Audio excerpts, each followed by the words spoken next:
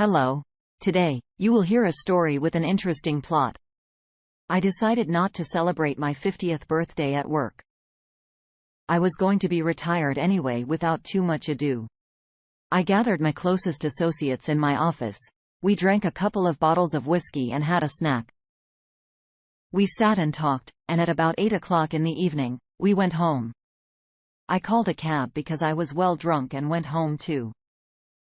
I did not enter into a debate with my wife. Did not make any demands. I simply undressed and went to sleep in the hall. The next day, the head of the department called me and gave me a pension certificate and a box with a tea set as a memorable gift to a pensioner. Well, don't be offended. The chief tried to be supportive. It was a decision made there. He moved his chin to the ceiling, giving to understand that the decision about my retirement was taken at the very top and nothing depended on him personally. Yes. Even if it depended, you would have done nothing. I thought but did not say anything out loud. I shook the sweaty palm of the man who trained me and went to the exit.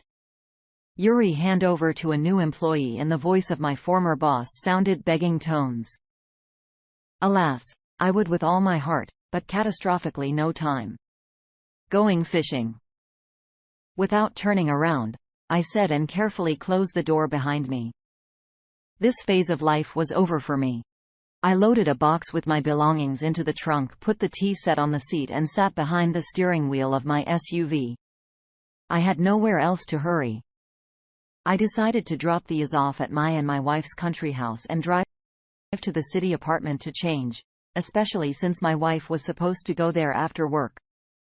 I said our country house, but it belonged more to my wife since she was the one who made most of the money for our family. We got married quite early when we were still students. Sweta was in her 4th year of law school, and I graduated from the Polytechnic Department of Radio Engineering. We were 1 year apart in age, which gave good prospects for our family. As it usually happens, our first child, our son, was born exactly 9 months after our wedding. We named him Dima. 4 years later, our daughter, Moshe, was born. My parents and hers helped us raise our children. After graduation, I served 2 years in the army, and then I was transferred to a company where I worked in my institute specialty. Sweta went into law. She specialized in business law and handled mostly bankruptcy cases. She soon separated from her native company and went into solo practice. 10 years later, Sweta became the owner of thriving law firm, which was entrusted to handle their tangled cases of rich and famous businessmen. As time went by, Sweta was earning fame and credibility in our city. I remained in the shadow of my wife. I must say that it didn't bother me much. She tried not to drag me to social events, knowing that these parties I did not like. I preferred hunting and a little fishing. The fact that I didn't hang out with Sveriter didn't mean I didn't keep track of my wife. I must say that Sveriter was quite an attractive woman with beautiful legs and a tight little ass. Some men were jumping out of their pants, trying to lure her into their nets. But Sveriter stood firm on the guard of family values. At least I had no reason to suspect her of treason. I was sure of her. Finally, the children have grown up. My son got married and moved to the capital. On the way was a grandson. My daughter graduated from university and also lived separately. We sighed more freely. Just by that time, Sveriter had built a large country house and we breathed fresh air almost all year round, which was not spoiled by city stench. It was to this cottage that I headed. When I pulled up to the house, I saw my wife's car parked in the driveway. I was even more surprised since Vita had to be at work. Well, plans might have changed after all. I leisurely went up to the 2nd floor carrying boxes of junk in my hands. I carefully put them in my office and was about to go down to the car. But my attention was caught by strange noises coming from the guest bedroom at the end of the hall. I was more surprised than alarmed. I walked to the loosely closed door and listened. There were painfully familiar noises coming from behind the door. It was the sound of my suite of screaming during the last phase of lovemaking. After so many years of married life, I understood anew every moan she made. But the voice that belonged to the second character was not familiar to me. My wife cried out in a voice tone with passion. "Do you feel good with me?" "Yes. Yes. You're the best. Better than a husband," passionately answered Sverrir. And so on. For some reason, it made me laugh. Funny and bitter.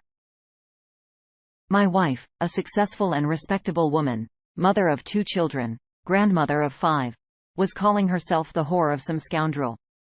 The times, the manners. When they started up their ruckus again, I opened the door. A few minutes passed while Sweeter took a sideways glimpse of my motionless frozen figure. She pushed her playmate away and stared at me in surprise. A lover definitely crawled under the sheet and fell silent, pretending to be a hose. Sweeta jumped down to the floor and headed toward me as if nothing had happened. I looked at her naked figure and a lump began to roll up in my throat. "Yura, do not make a scene. Go to town. We'll talk in the evening." She told me this in such a calm voice, as if she was sending me to the store for potatoes. I expected tears, sobbing remorse. And here was a calm, even emotionless voice. "Talk to you later."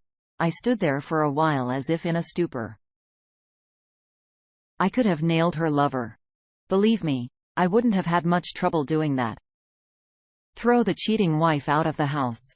Chase her around the yard screaming for the neighbors' amusement. But in my mind were her words spoken during a period of passion. "You're better than a husband." And that was a verdict. A verdict on our family. That's not forgivable. I stared into her indifferent eyes for a while. Then I gritted through my teeth. "At least cover up, bitch." I turned and walked out. What a coincidence.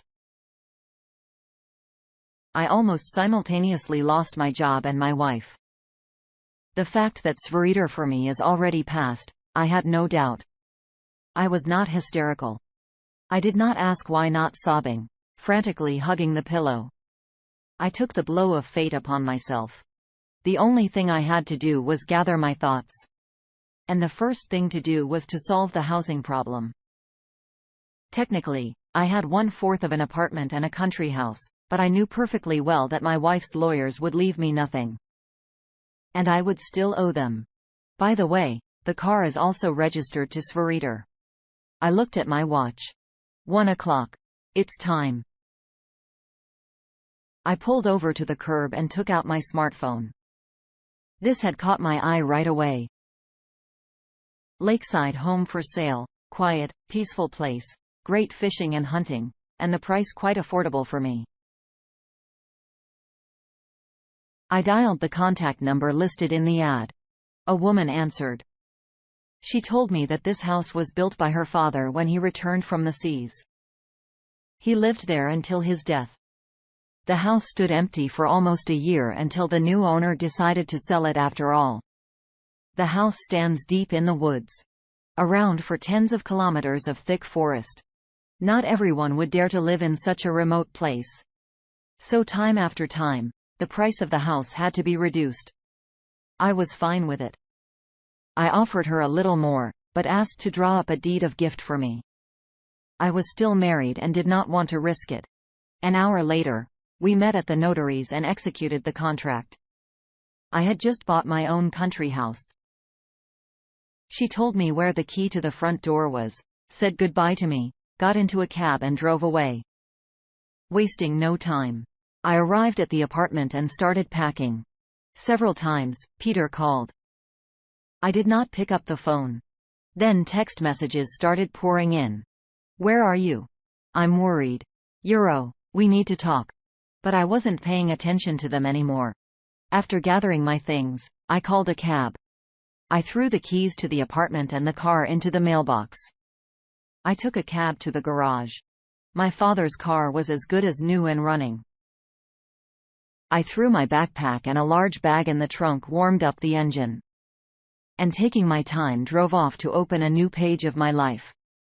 Dear listeners, please like and subscribe to our channel that stimulates me to release new videos.